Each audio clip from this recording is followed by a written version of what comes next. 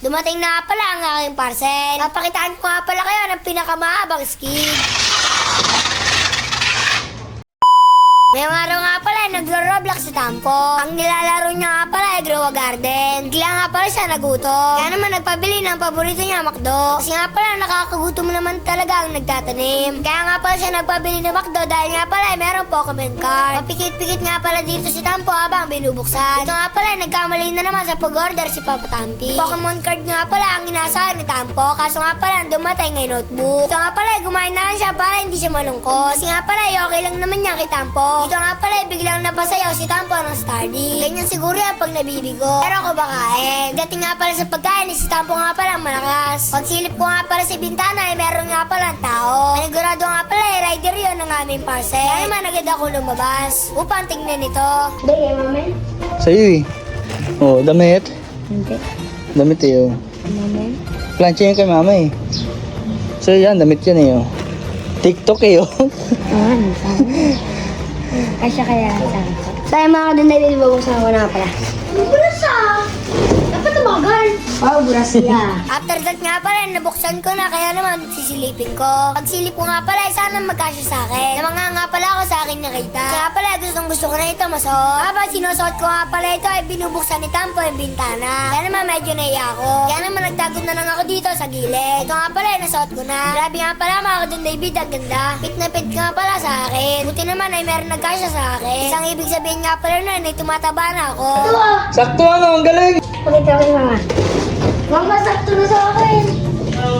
Ito nga pala, pinakita ko ito kay Mama Tampi. Sabi nga pala, napakaganda daw. Nung narinig ko nga pala yan, ay napatalon ako sa sobrang saya. Kaya naman susubukan natin ang full jersey. Inuwa ko na nga pala sa aming Durabox yung jersey. Dahil nga pala, ganito ang ginagawa ng iba. Pinapatong lang pala ito sa bib short. Nung nasuot ko nga pala ito, yung pogi ko. Hindi na nga pala kailangan ng magpatahe. Dahil nga pala, saktong-sakto ito sa akin. After that nga pala, nagsuot na ako ng cleat shoes. Sayang nga pala, gusto namin iyayin si Tampo mag-bike. Kaso nga pala, nanonood siya ng Roblox.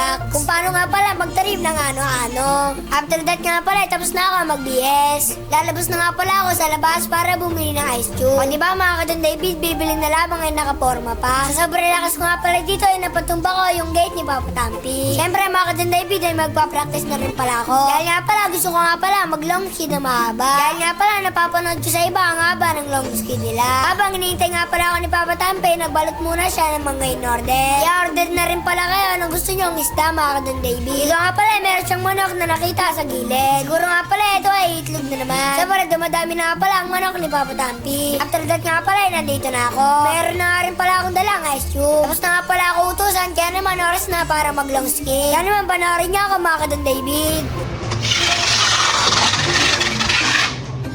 Kaya mga tayo igulong ko ah. Patingin nga. Dito sa harap ko na. Ayun. Ayan guys, may mga tahi na. Ayun oh. Sobrang dami na. Tapos dito nagtatahe bigla oh. Oo ano, tahi na guys. Pag pumutok, edi tago na yung bike. Nagalipunan ko to. Pag-iipon daw siya guys, oh. Dito yun. Mahaba ng tahi niyan. Pit-pit nga pala sa kanya yung ano, jersey, hindi na kailangan ipatahe, di ba? Ayan guys, oh, ganda no. Nakakatahan kayo ng long skid na kinakabahan siya guys. Long skid na with kinakabahan. Diba, baka pumutok yung bike, gagawin niya pa ulit mga katampi. Nakatalon-talon pa oh. Ayan guys, hintay natin dito. Baka puputok na to guys. Ayan guys, oh. Yun, parang lumilipad oh. Layo oh. Layo guys. Pero yung mula dito hanggang doon oh, bakat na bakat yung ano oh, skid niya guys oh. Grabe naman kay layo nun. Ah, malapit pa, ibig sabihin ang pinakamalayo mula dito hanggang ano. Antarctica. Layo nun. Ayan. Ayan. Ha? Ano na?